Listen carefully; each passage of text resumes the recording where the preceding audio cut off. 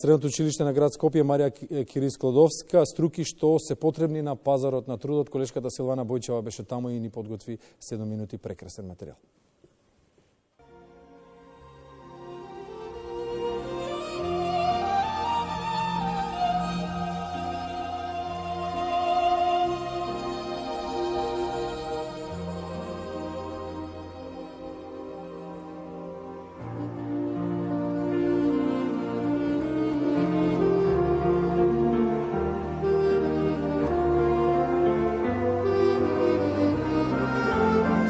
Година запишуваме 4 паралелки во здравствената струка, од кои што 2 се во медицинско-лабораториски санитарен техничар, една паралелка е за фармацевски техничар и една за болничар или неговател.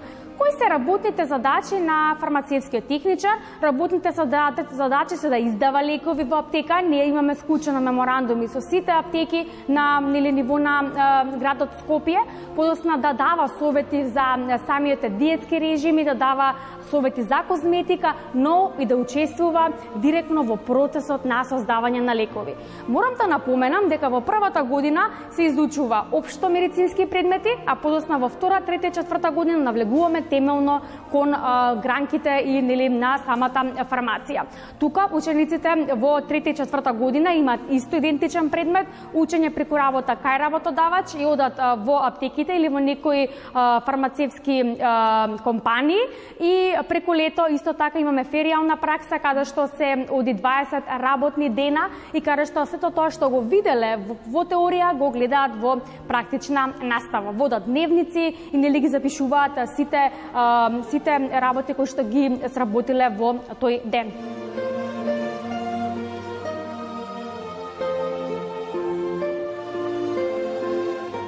Секогаш имаме љубов кон природата, а сите знаеме дека природата представува еден лек кој што всушност го смирува човечкото тело, односно се започнува од самата природа. Секогаш ми интересирало фитотерапијата, односно лекување со помош на билките, па некако се насмерив на одсекот фармација, бидејќи тоа некако ми е најблиско до мене. Се што ќе стекнеме теоретски, на нас може би не ни изгледа толку интересно во ученичките клупи, но секогаш кога ќе одам во лабораторијава, секогаш се буди нешто интересно во мене, но сепак и феријалната пракса многу ни помага да видиме како од гледната точка да си фармацевски техничар да издадеш еден лек, но и како се произведува еден лек во фармацевските компании.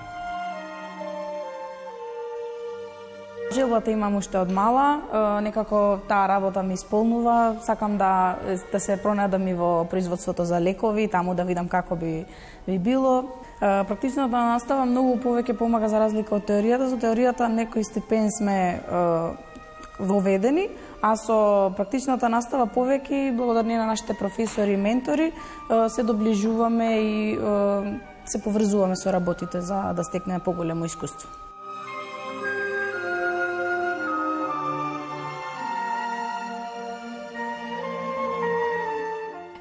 Нашата следна струка е со 3-годишно образование, таа ни е дуална паралелка или болничар или неговател, со можност за четврта година запишување на вонредно како физиотерапевски техничар или медицинско-лабораториски санитарен техничар и всушност нели можност за полагање на матурски испит или матерски испит во завршувањето на четвртата година.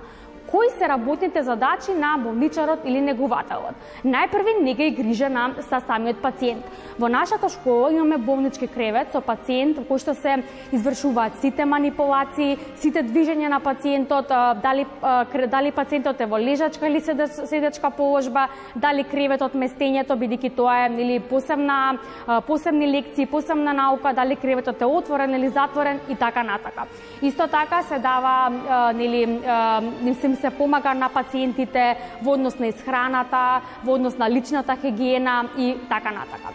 Во однос на практичната настава, тие уште во прва година ја имаат практичната настава, дел се изведува во училиштето, а дел во болниците, во домовите за стари лица, каде што тука освен за здравствената струка и љубовта кон медицината, учениците ја развиваат и емпатијата за помош кон постарите лица.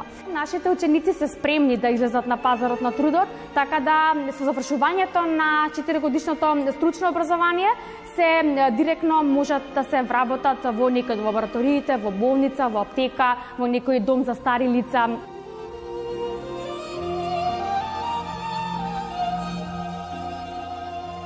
Фармација најчесто се запишуваат кон да бидат магистри на фармација, односно 5-годишни студии на фармацијскиот факултет, и дел од учениците, морам да кажам, дека се запишуваат и на природно-математичкиот смер, бидејќи има доста хемија кој што изучуваат во овие наши струки, се запишуваат и на факултетот за природно-математичкиот факултет во одсекот биологија, биохемија, можеби хемија и така натака. Значи, продноста е голема и можноста од средно стручно е идентична како и со гимназија, па може да се запишат доколку имаат желба на други факултети, само тогаш ќе можат да си ги одберат правилниот интерен предмет за факултетот кој што има желба да го запишат.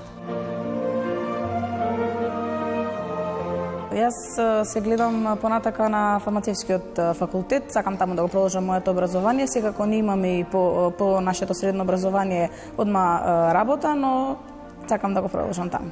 Фармацијата според мене е едно од, може да речам, и најисплатливите средни струки, бидејќи можеме да се вработиме и во аптеки, во фармацевските индустрии, каде што всушност се произведуваат лековите, но од мојата гледна точка јас би сакал да продолжам со факултетско образование, бидејќи сакам да се надоградам и да бидам што поуспешен во областа на фармацијата.